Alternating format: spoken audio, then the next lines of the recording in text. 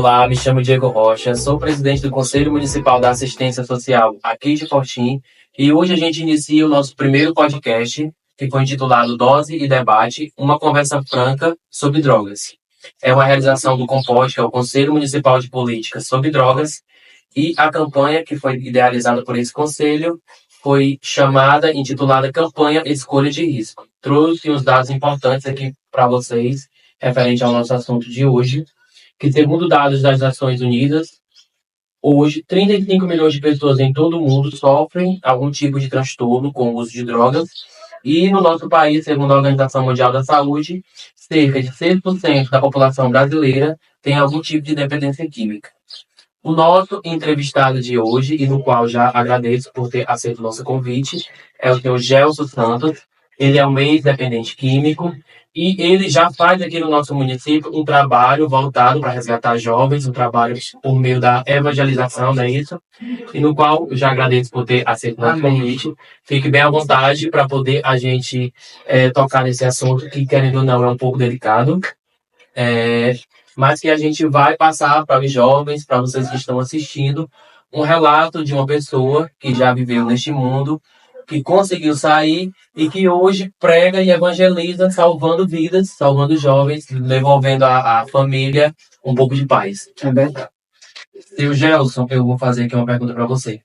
Primeiro, como foi o primeiro contato com o mundo das drogas? Sendo que a maioria das pessoas, elas quando entram, às vezes na adolescência, às vezes na juventude, elas entram através de drogas lícitas, né? Começa com cigarro, começa com a bebida alcoólica, começa com as amizades, e aí já vai se acarretando para algo mais grave, por drogas mais ilícitas. Me explica como foi. Bom, já quero agradecer também, né, pelo convite. E no início, geralmente acontece através de frustrações, né? Um jovem, quando ele é frustrado dentro do lar, que ele não tem aquela assistência de um pai, de uma mãe, né? Aquele dia ser orientado pelo pai, pela mãe, sendo visto pelo pai e pela mãe, porque às vezes acontece de que o filho está dentro de casa, o pai está dentro de casa e a mãe está dentro de casa, mas é como se estivesse mortos para o filho por causa da falta de assistência, né, que o pai e a mãe deveria estar dando para o filho, sabendo o que ele está fazendo, aonde ele está andando, com quem ele está andando, observar os seus passos, né? Então, acontece muito da preferência entre um pai e dar uma preferência para outro filho, né? E isso causa frustrações. Então, Se sente rejeitado. Ele se sente rejeitado, às vezes até mesmo, vamos dizer, a questão de um jovem ser abusado, né? Abusado, quem sabe até mesmo sexualmente, e gera também a frustração no psicológico daquele jovem. E aí aquele jovem ele vai querer preencher esses vazios, como ele não pode contar muitas das vezes com os pais, né? Ele vai querer preencher os seus vazios no mundo, encontrando no álcool, né? na droga, no cigarro, nos vícios. E foi assim que aconteceu, né? Aos 7 anos de idade, eu era cristão, eu já acompanhava minha avó para a igreja e era uma bênção, porque eu cantava num grupo, no coral das crianças, eu gostava muito de cantar no coral das crianças, mas houve uma preparação no qual eu saí da igreja com aos 12 anos de idade, né, que não me convém também contar aqui, mas eu saí aos 12 anos de idade e a partir daí eu comecei a querer conhecer o mundo através de algumas amizades, né? Aos 14 anos eu provei o primeiro copo de bebida através de amigos, de colegas, e aos 16 anos eu provei o cigarro de maconha, né?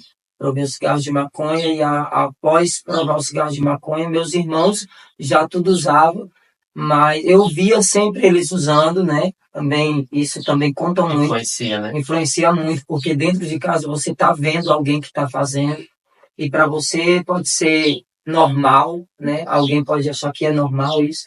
Mas a sua família, ela chegou nesse primeiro momento que você começou a ter o primeiro contato, ela chegou a lhe reprimir, eles já sabiam, viam você usando? Pronto, eles não viam eu usando. Eu usava escondido do meu pai e da minha mãe, sendo que os meus irmãos já usavam.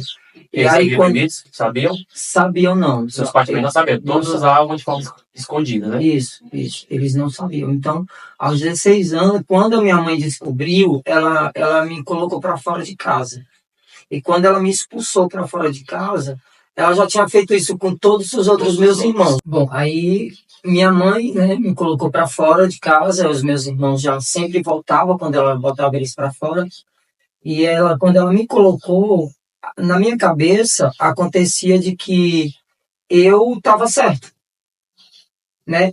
Isso é um dos efeitos que a droga ela faz na vida de um jovem, Não, nunca né? teve o sentimento de culpa. Você não tem culpa, você não está errado, você vai mesmo se jogar, vai enfrentar. É uma das coisas que o inimigo ele procura colocar na cabeça de um jovem, justamente para que o jovem entre nessa vida e a sua vida seja destruída. Então eu fui para fora de casa, fiquei 4 dias embaixo da ponte de Aracati. Ah, foi em Aracati, no caso. Foi. Quando eu cheguei na ponte de Aracati, eu já comecei a sentir um sentimento de depressão, e esse sentimento de depressão estava colocando no meu psicológico que eu deveria me matar por conta do desgosto, porque minha mãe tinha botado para fora de casa, por conta de que os meus pais não me amavam, e aí começou a gerar um turbilhão de emoções. E aí eu peguei os meus materiais escolares, joguei de cima da ponte para baixo e fiquei com o pensamento de pular, mas ao mesmo tempo eu disse, não, não vou fazer isso, vou para baixo da ponte, vou pedir comida nas portas. E aí, isso com 16 anos de idade, e eu fiquei pedindo comida nas portas das pessoas em troca de Serviço. um serviço, exatamente, um serviço, lavar uma louça, varrer uma casa, fazer alguma coisa que a pessoa estivesse precisando. E aí, após 4 dias, a minha mãe descobriu que eu estava embaixo da ponte de Aracati, e ela foi me buscar. Quando ela me colocaram no carro, que eu cheguei em casa, eu tomei uma decisão. Eu falei para ela que eu não queria mais ficar ali, na casa onde nós morávamos, né? Eu queria ir embora para Fortaleza, tentar a vida. E aí ela decidiu, me enviou para Fortaleza, para casa da minha irmã mais velha. E lá eu comecei a trabalhar, né? Conheci uma senhora que ela era advogada da Solange do Aviões, né? Do Siriguela, e comecei a ganhar dinheiro, trabalhar com eles. Comecei a ganhar dinheiro, comecei a frequentar os melhores lugares dentro de Fortaleza. Só que o vício ainda me levava para esse lado, né? Através de amizades também que eu conheci na época, que bebia, que usava, e aí eu comecei a conhecer outros tipos de droga, né? Até então era só maconha, mas através dessas pessoas, né, dessas amizades, conheci a cocaína, e aí depois eu fui conhecer o crack, e foi o fim da picada, né? Começamos a se envolver até que eu cresci, vamos dizer assim, profissionalmente e e financeiramente. financeiramente, mas ao mesmo tempo todo o dinheiro que eu pegava não servia para mim, servia para a droga, servia para os vícios, servia para não ter nenhum tipo de estrutura, né, familiar nem em casa. E aí chegou a prejudicar no trabalho? Chegou a prejudicar no trabalho. Com 1 ano eu saí desse serviço, né? E aí eu comecei a conhecer outros tipos de serviço, como um barman, comecei a ser bartender, né? Fazendo drinks e coquetéis, subgerentes de restaurantes, mas todo o dinheiro também só servia para... E, consequentemente, demorava pouco tempo, né? Esses empregos? Demorava. Devido ao vício. Pouco tempo. E aí até que um dia eu me aprofundei cada vez mais no crack e perdi tudo, né? Perdi tudo. Voltei para cá morar com a minha mãe.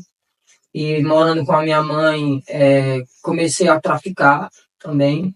na área da minha casa, comecei a traficar e comecei também através do tráfico e usando, né? Aí fiquei ameaçado por traficantes na época, fiquei ameaçado, mas aí sempre a minha mãe, meu pai se disponibilizava para pagar a dívida. E o conselho que hoje eu tenho é que não é bom, né? Isso é uma vida arriscada, é uma vida que não vale a pena entrar nessa área, né? Porque é uma vida que só leva você à destruição.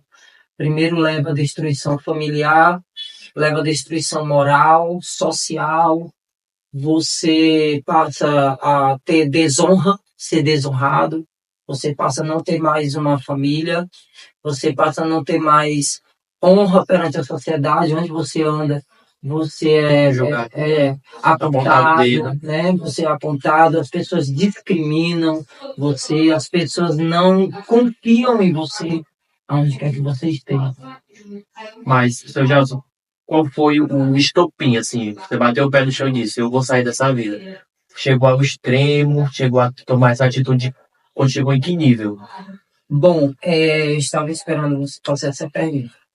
Essa pergunta, ela é a pergunta que ela mais mexe com a gente. Por quê? Porque no período que eu estava sobre a droga e sobre o efeito de drogas, eu não ouvia minha mãe, não ouvia meu pai, não queria saber de orientações do meu pai e da minha mãe, né? Justamente por conta lá do passado, que já eram as frustrações que havia no psicológico, por não ter a assistência deles quando jovem, a orientação, né, deles quando jovem. Então, Deus, ele preparou a minha mãe e levou, né? Deus me deu a oportunidade até mesmo de ver a minha mãe morrendo. Ela começou a infartar e aí a gente tentando levar ela para o hospital, não deu tempo, ela faleceu dentro do carro.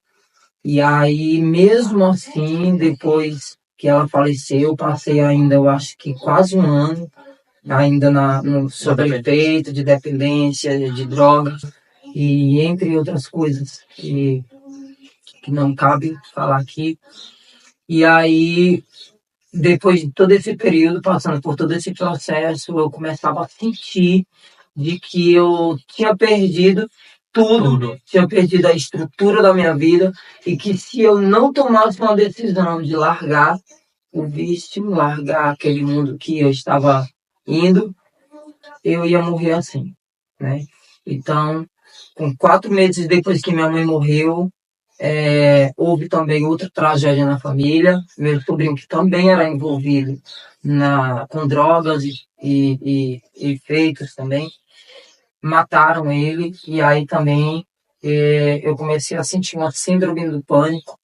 E através dessa síndrome do pânico, que eu achava que a qualquer momento alguém ia chegar e iria me matar também, porque gera no nosso psicológico esse pensamento.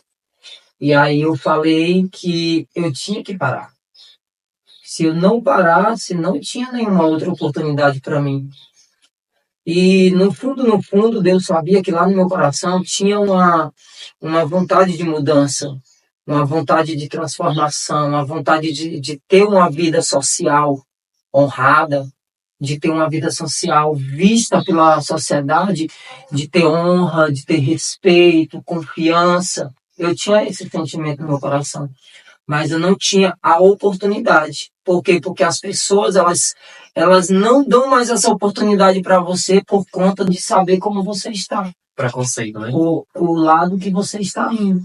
Então gera o preconceito, a desconfiança, tudo isso. Mas existia uma possibilidade, que essa oportunidade, a única pessoa que poderia dar uma oportunidade era eu mesmo. A minha era eu mesmo. Se eu tinha esse sentimento no coração de mudança, de transformação, então era eu que tinha que tomar a primeira iniciativa, né? Não foi necessário eu procurar a casa de recuperação. Eu tomei essa decisão no meu coração e por conta da abstinência eu tive que fazer tratamento pelo CAPS, né? Passei 1 ano e meio com depressão, ansiedade gerou dentro de mim um turbilhão de emoções, querendo me levar para a droga novamente, só que eu ali sempre perseverante, né? Sempre insistente. Não foi fácil. Passei um ano passando por esse processo e um ano caindo, né? Uma hora ou outra eu estava ali caindo no vício, usando, mas ao mesmo tempo, se eu passasse a noite usando, quando era no outro dia, eu dizia que precisava me reconciliar com Deus e não querer mais. E aí eu já estava no outro dia dentro da casa do Senhor, me reconciliando com o Senhor. Então, foi um ano também esse processo, mas um dia eu tomei uma decisão e eu disse, eu vou descer as águas, vou ser batizado nas águas. E assim como eu escutei testemunhos de pessoas que desciam as águas e com câncer, e quando subia era curado, pessoas que desciam as águas com AIDS e quando subia eram curados, não vai ser diferente na minha vida. Eu vou descer as águas e quando eu subir eu vou ser curado. Eu não vou mais tomar remédio controlado, não vou mais ficar dependente dos medicamentos. E para a glória de Deus, foi assim que aconteceu. Eu desci as águas e quando eu subi, já subi curado. Hoje já faz 7 anos, né, para a glória de Deus, que eu não tomo mais remédio controlado, fui liberto do vício, fui liberto de, entre outras coisas, que o vício leva você a fazer, né? E assim, através da minha atitude, da minha decisão, que não foi fácil, mas foi através de mim mesmo, eu tomei a decisão. E perseverei. A questão é perseverar. Se você está passando por alguma situação na sua vida que você acha que não tem força, que não tem ninguém que esteja lhe dando assistência, mas no fundo lá do seu coração você tem esse querer, essa vontade, só depende de você. Você pode, você consegue. Seu Gelson, hoje você é uma nova pessoa, a gente percebe. E eu vou fazer uma pergunta para você que eu queria ter feito quando você tinha 16 anos. Porém, não me conhecia, estou te conhecendo agora. Mas eu vou fazer a pergunta: como você se imagina daqui a alguns anos? Daqui a uns 10, 15 anos? Bom, hoje eu já vejo na minha vida uma grande mesmo transformação de vida, né? Pela atitude que eu tomei de querer. E hoje eu me vejo assim, um homem transformado, um homem conhecido pela sociedade. Hoje trabalho com jovens, trabalho com evangelização, justamente nessa área de pessoas que estão em vulnerabilidade social, de risco social, né? Quando eu voltei para lá, para minha casa, eu tive que sair da minha casa para poder morar dentro da igreja durante um ano, porque eu estava correndo risco também de entrar nessa vida novamente. E respondendo essa pergunta, eu me vejo uma pessoa vista pela sociedade como um homem honrado, né? Exemplo, a palavra certa é essa, como exemplo. A palavra de Deus, ela fala que nós somos imagem e semelhança de Deus. Então, essa é a imagem e semelhança do Senhor, né, para as nossas vidas. E hoje eu agradeço muito a Deus pelo que Deus fez na minha vida e como a sociedade me vê hoje. A questão não é nem como eu me vejo daqui a 10 anos, mas é como a sociedade vai me ver pela construção que eu estou fazendo hoje na minha vida. Sr. Gelson, eu quero agradecer por você ter participado, né, desse bate-papo aqui com a gente. Seu testemunho ele vai ser de grande valia, certo? E a gente também agradece você aí do outro lado da telinha, que acompanhou e participou. E esse é o nosso primeiro tema que a gente está falando, mas a gente vai ter outros podcasts com outros temas que serão abordados. E, no mais, meu muito obrigado. Amém. Deus abençoe. A nós todos. Tchau, tchau, gente. Obrigado.